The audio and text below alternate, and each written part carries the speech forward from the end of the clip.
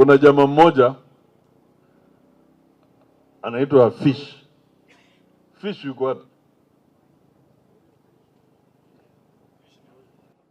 Nafikiria mtu anaweza fika kwa Musalia kama huyu. Ndugu yetu ni ndugu Mtiriki, anaitwa Fish, na hata mzee yake yuko hapa,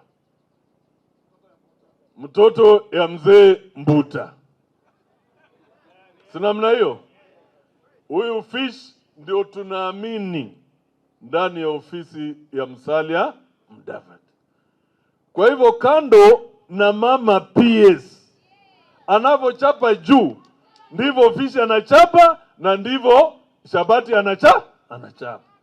Vandu batiriki mbere, vandu balai mutire Musalia mchendeni naye. Asanteni sana.